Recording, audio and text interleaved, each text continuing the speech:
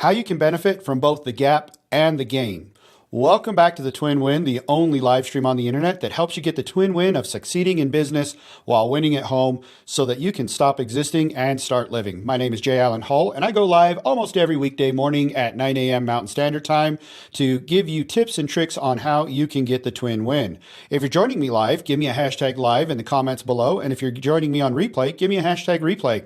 And if you're interested in seeing what it looks like to work with me, go to businessaccelerator.coach. That's businessaccelerator.coach to check out my accessible coaching program and see if it's a right fit for you so that you can scale your business to six figures and beyond while working less than 30 hours a week. So let's talk about the gap and the gain. Maybe you've heard this phrase. Maybe you've even read Benjamin Hardy's book and Dan Sullivan's book, The Gap and the Gain. But the idea here is it's a mental shift. A lot of people have a scarcity mindset. And what that means is that they view the gap.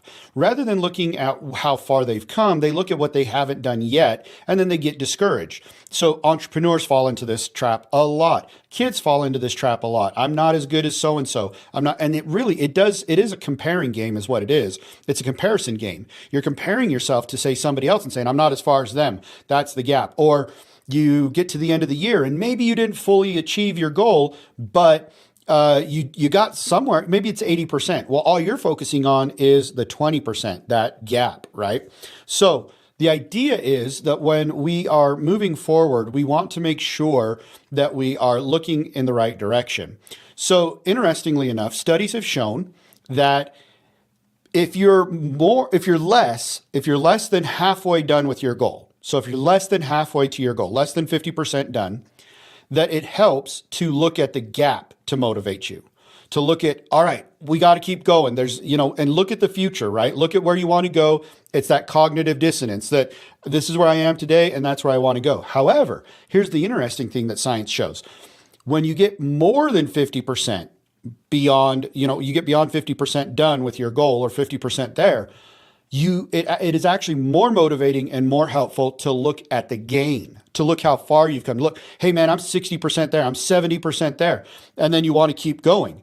The reason why is, there's really not a huge reason why. It's more just the way the human brain works. But the idea is when we start a journey, we're excited. We want to keep going. Once we get past a certain point, it starts to become drudgery. We get into that, what Michael Hyatt calls the messy middle, right?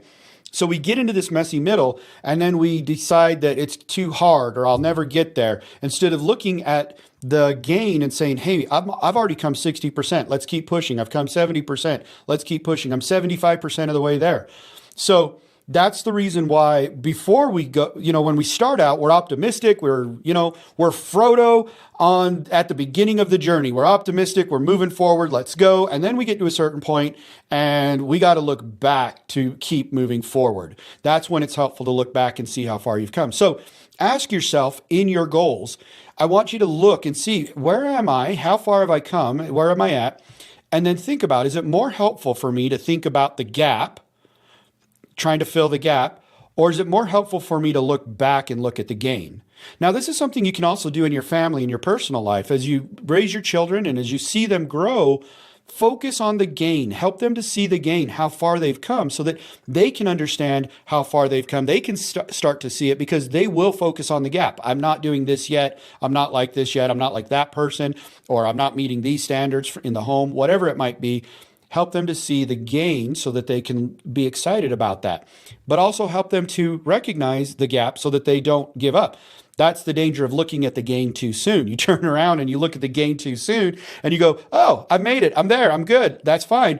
And then you forget about the gap that you still have to go. You say, I'm better than I was. And then you just stop. You stall out. I'm better than I was, so I'm good. Instead of saying, I'm better than I was, but I'm not as good as I could be. Right? I'm better than I was, but I'm not as good as I could be. That's the danger. If we focus too much on the gap at the beginning, at the end of our journey, what we will see is we will start to become scarcity minded.